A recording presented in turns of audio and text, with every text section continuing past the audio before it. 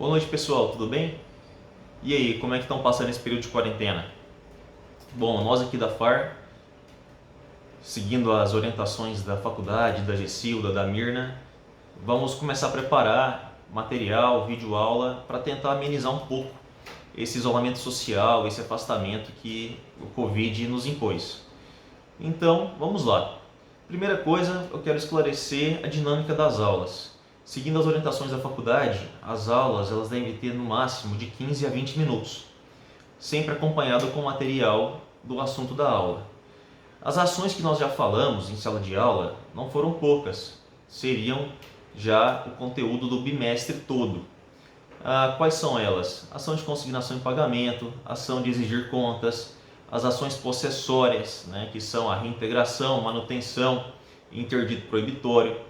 Falamos também da divisão e demarcação de terras particulares e falamos sobre a ação de dissolução parcial de sociedade. Parece pouco, mas quando a gente vai analisar, é muita coisa que já foi falada.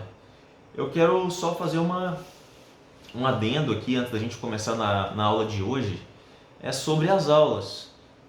O intuito das aulas é sempre informar, esclarecer, e eu tento levar isso de uma maneira bem dinâmica, bem didática, bem simples e direta.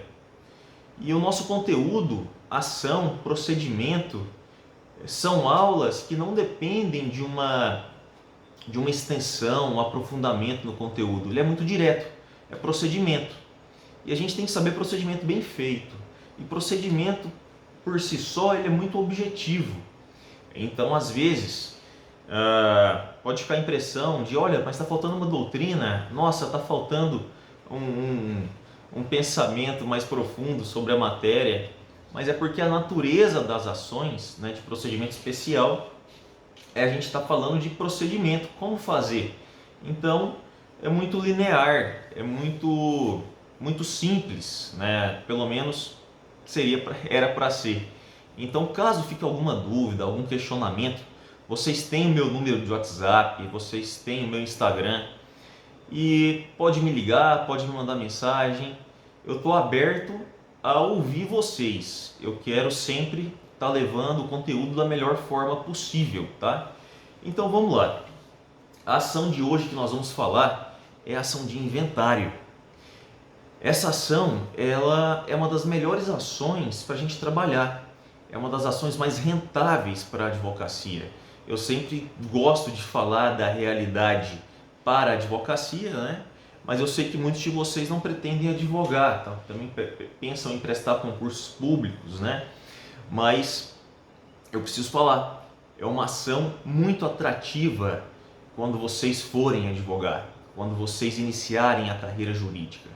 E é uma ação que ela tem duas formas, Antes de entrar no procedimento especial em si, vamos falar o seguinte: nós temos inventário judicial, que é o que nós vamos falar na aula de hoje, e temos também o inventário administrativo extrajudicial. O inventário administrativo extrajudicial ele é muito simples. Quando que ocorre o extrajudicial? Quando a gente tem quando não existe menor, certo? E menor e incapazes, quando a gente tem todas as partes capazes e maiores, e quando também não há litígio quanto à divisão e partilha dos bens. Então, quando a gente tem essa questão mais simples, não tem briga, não tem menor, então pode ser feito via cartório, pode ser feito de forma extrajudicial. Por que não, ser feito de forma extrajudicial por escritura pública? É muito mais célere e muito mais barato. Só que a nossa aula de hoje, nós não vamos falar sobre ele, sobre o inventário extrajudicial. A gente vai falar sobre o inventário judicial, tá? Então vamos lá. Eu estou encaminhando para vocês o conteúdo, Então peço que vocês abram o conteúdo para que vocês possam se situar e estar acompanhando de uma maneira mais fácil, mais esclarecedora. Primeira qual é o objetivo da ação de inventário. Qual é o objetivo, qual é a finalidade do inventário? Pois bem, a finalidade do inventário é você pegar os bens, o patrimônio de uma pessoa que faleceu e transferir esse patrimônio para os seus respectivos herdeiros. Então, olha só, a gente tem então um falecido, bens e herdeiros. E nós precisamos transferir esses bens para esses herdeiros. E é através do inventário. Tá? Como fazer então? Pois bem, primeira questão é: qual é o prazo? Qual o prazo que eu tenho então para abrir um inventário? Para entrar com uma ação de inventário? O meu pai, a minha mãe, o meu ascendente faleceu e deixou bens. Eu preciso abrir inventário? Precisa sim. E qual é o prazo que você tem para isso? Olha só, o prazo é de 60 dias. Então você tem até 60 dias para a abertura desse inventário. Então, o cabimento é a transferência dos bens do decujus para os seus respectivos herdeiros e o prazo é de 60 dias. Transfere-se dívidas. É muito óbvio, né? Mas a gente precisa falar. O que a gente transfere para os herdeiros são apenas os bens e direitos. As dívidas não. Graças a Deus, né? Já pensou que você herda dívida? Então, você vai transferir bens, direitos, patrimônio. As dívidas não. E olha só, quem tem legitimidade para pedir a abertura de um inventário? Houve o falecimento do seu ascendente. Quem pode abrir o inventário? Olha só, a primeira questão, né, que a gente fala aqui é do artigo 615 do CPC. Quem tem legitimidade? É muito interessante isso aqui, presta atenção. Primeira questão, o cônjuge. Olha só, houve falecimento, então quem tem uma das primeiras pessoas a possuir a legitimidade para requerer a abertura desse inventário é o próprio cônjuge, né? o próprio cônjuge desse falecido. O herdeiro, os filhos e descendentes, né, desse falecido, o legatário, o testamenteiro. E aqui é um inciso que eu fui aprender bem depois, que eu acho muito interessante esse inciso aqui, porque os outros é praticamente uma situação lógica, né? Então eu tenho o falecimento de um conhecido, de um parente, o cônjuge, o herdeiro, o testamenteiro, o legatário, todos esses é praticamente, né, é muito intuitivo, né? Então, assim, todos eles têm legitimidade para abrir esse inventário. Agora, olha só, quem tem legitimidade, né, para abertura do inventário? O credor. Pessoal, olha só, o credor desse falecido. Então, olha só, o credor do herdeiro, do legatário ou do próprio autor de herança. Então, olha que interessante. Eu sou herdeiro, eu sou cônjuge, eu posso abrir o inventário, né, e pedir a transferência desse bem para o seu respectivo herdeiro, para o respectivo beneficiado de um testamento. Agora, presta atenção, imagine a seguinte situação.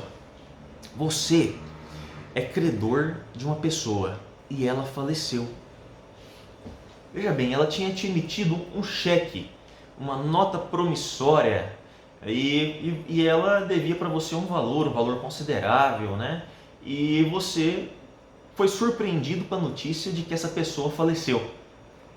Então, você tem que esperar a boa vontade dos herdeiros para que aqueles herdeiros entrem com ação de inventário, promovam a transferência desse bem para os herdeiros, para aí você se habilitar nesse inventário? Não há necessidade. Você, na condição de credor daquele falecido, você equipara-se ao herdeiro. Você pode pedir a abertura de inventário. Você move a ação de inventário. Você é o autor da ação de inventário. Você é o requerente da ação de inventário. Então essa é uma ferramenta muito importante, né? Então você, né, é conferido legitimidade ao credor daquele falecido. E olha só, nós aqui no escritório nós já resolvemos alguns casos assim. Nosso cliente era credor de uma pessoa, né? Então nós tínhamos o credor e o devedor. E esse devedor não tinha bens, não tinha patrimônio, não tinha nada no nome dele. A execução caminhava para ser uma execução frustrada. A gente não tinha mecanismos, não tinha mais de onde tirar recursos para tentar bloquear direitos e patrimônios dessa pessoa, né? A conta bancária estava zerada, não tinha bens imóveis, não tinha bens móveis, uma pessoa que não tinha nada. E aí nós ficamos sabendo que o pai dessa pessoa havia falecido, o pai do devedor havia falecido e tinha deixado uma herança, uma fazendinha, um valor considerável, né? E então, olha só, esse devedor, ele iria receber uma herança, ele era herdeiro de uma herança, né? De um bem imóvel rural, inclusive. E aí, nós, diante daquela notícia de que ele tinha esse bem para receber, né, através de um inventário, nós ficamos acompanhando. E olha só, o tanto que ele estava sendo esperto. Ele nunca abria esse inventário, porque ele estava esperando a dívida prescrever para só após a prescrição pedir a abertura do inventário para transferir o bem para ele. Mas olha só aqui o inciso 7 do artigo 615. O credor do herdeiro também possui legitimidade para pedir a abertura desse inventário. Então, nós, na condição de credor do herdeiro, entramos com uma ação de inventário do autor daquela herança, onde aquele devedor seria, enfim, beneficiado. E aí nós promovemos a abertura desse inventário, né? E aí conseguimos, enfim, receber, né, o que caberia àquele herdeiro, foi destinado para o pagamento da dívida dele. Então, nós já falamos do cabimento, que é a transferência dos bens e direitos de um falecido para os seus herdeiros. Nós falamos que o prazo para a abertura desse inventário é de 60 dias após o falecimento, e o objetivo é esse, né? O arrolamento, transferência e partilha dos bens desse falecido. Acabamos de falar quem tem legitimidade, que é o cônjuge, o herdeiro, o legatário, o testamenteiro, o credor do herdeiro, do legatário ou do autor da herança. Também tem legitimidade para requerer a abertura de um inventário o Ministério Público, quando existe incapaz, né, e os representantes legais desse incapaz não promoveram essa abertura desse inventário, e ainda a Fazenda Pública, quando ela tiver interesse.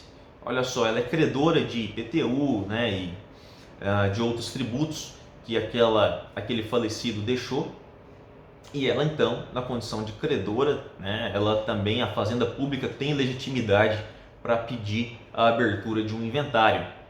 E olha só, o administrador judicial da falência do herdeiro, do legatário.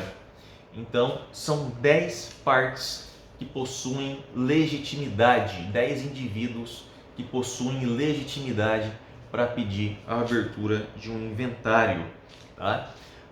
Qual é o foro competente? Aonde eu vou distribuir uma ação de inventário? Olha só, em regra, o foro competente para propositura, né, para abertura de um inventário judicial é o último domicílio do falecido. Então, esse é o foro competente. Agora, vamos lá. Qual é o valor da causa? Qual é o valor da causa? O valor da causa é a soma da totalidade dos bens e direitos desse falecido. Então, esse vai ser o valor atribuído à causa. E a previsão legal, professor? Qual é? Onde está previsto essa ação, o direito material dessa transferência e o procedimento?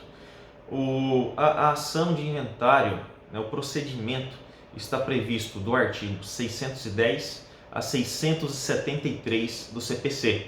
Lá está previsto a ação e o procedimento de inventário. Agora, já o direito material que trata dessa transferência de direitos do inventário está previsto do artigo 1784 a 2027 do Código Civil. E o procedimento?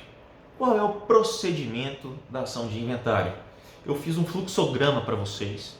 Né? Esse fluxograma, diga-se de passagem, eu apanhei muito, eu tenho toque, né? Então eu gosto de tudo muito bem distribuído, muito bem proporcional, tudo retinho.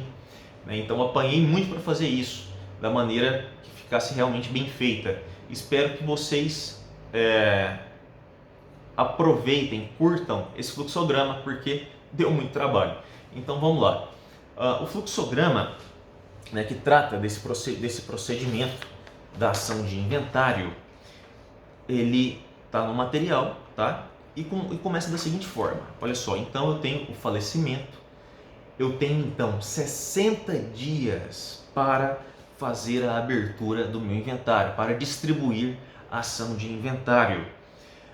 A petição ela é muito simples, inclusive segue um modelo para vocês. Eu apenas informo ao juízo da Vara de Família e Sucessões que houve o falecimento, né, e que eu, né, sou parte legítima para requerer a abertura daquele inventário. Então o juiz ele vai despachar acatando a petição inicial e fazendo a nomeação do inventariante. O inventariante ele é aquela pessoa incumbida de administrar todos os bens, direitos, rendimentos da herança daquele falecido, do decujus, certo? Então, o falecimento, distribuição da ação em 60 dias, onde eu peço a abertura do inventário. O juiz despacha admitindo a minha petição, pois eu tenho legitimidade, e me nomeia inventariante, ou quem aquele eu indicar. Eu preciso prestar compromissos, é lavrado um termo de compromisso de inventariante, então esse inventariante ele tem que ir até o fórum pessoalmente e assinar um termo de compromisso, né, para exercer esse cargo, essa função de inventariante. Após a lavratura, né, e aceite desse termo de inventariante, eu teria, olha só, 20 dias, o inventariante ele tem 20 dias para prestar as primeiras declarações. Essas primeiras declarações, veja só, é uma petição onde você vai informar para o juízo o falecimento, a data desse falecimento, quais eram os bens e direitos daquele falecido, quais são os herdeiros que ele deixou, se existe testamento, se existem dívidas, e você pede então, você apresenta todas essas informações de bens, direitos, herdeiros, dívidas, e aí olha só, o juiz posteriormente ele intima todos os interessados, os herdeiros, os beneficiados de um testamento, a fazenda pública, então todos são intimados para manifestar sobre a abertura daquele inventário. Após a manifestação deles, aceitando ou não aquelas primeiras declarações, olha só, existe então a avaliação dos bens. Quem faz essa avaliação? A avaliação dos bens, olha só, ela pode ser feita tanto pela Secretaria da Fazenda Estadual, que é o titular daquele imposto, né, causa-mortes, ou então pelo oficial de justiça avaliador. Então, o bem, o patrimônio, ele vai ser avaliado pelo oficial de justiça ou então pela própria Fazenda Pública. Após a avaliação dos bens,